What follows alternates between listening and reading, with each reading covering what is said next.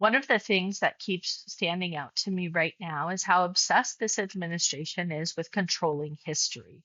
One of the first things authoritarian governments do is decide what people are allowed to remember. If you control the narrative, you control how future generations understand reality and history. You see it in attacks on Black history. You see this in efforts to erase labor history. You see this in school curriculum fights across red states, or even in the push to replace education with ideological propaganda.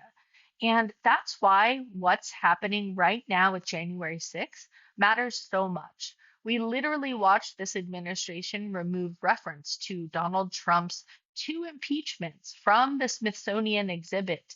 And there's not enough reporting on this. Impeachment is not an opinion, it's not partisan spin, it is historical fact, and that's being erased. Donald Trump was impeached two different times. That happened. That is a part of American history. Whether the administration likes it or not, we're going to keep reporting on that. The Trump DOJ is reportedly also moving to dismiss major cases tied to the Oath Keepers and other January 6th extremists, while also deleting information from the DOJ website about some of the people involved. And this comes after blanket pardons for January 6 participants, including people that were actually accused of violently assaulting police officers. Think about that message for a moment. What does that actually send to people? If you commit political violence on behalf of this administration, not only might you avoid consequences, but you actually could be rewarded for it. And that changes the entire incentive structure that exists.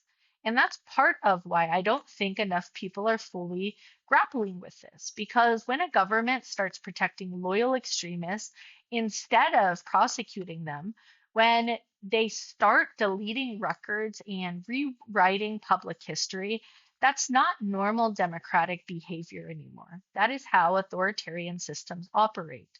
That's how governments build loyalty through fear and protection. This is how political violence becomes normalized. That's how leaders create groups of people willing to act on their behalf because they believe they'll be protected afterward. And honestly, one of the most disturbing parts is how numb the country is becoming to all of this. We're talking about deleted records, political pardons, extremist groups, violence against police officers, and a government openly defending the removal of public information and pardoning these people. Somehow it all just gets sort of absorbed into the news cycles. Meanwhile, the people at the top in this administration, a part of this cohort, they're getting richer. They're getting more insulated, they're getting more protected. And honestly, ordinary Americans were just told to move on and pretend it's not a big deal. But at a certain point, you have to stop looking at these isolated controversies and really see them as a pattern. Because when an administration protects loyalists, erases accountability, rewards political violence, and starts to treat objective truth itself like something that can simply be edited away, that's when democracies begin to break down from the inside. Thanks for following me. Please like and subscribe. And if you enjoyed this video, I will see you in the next one.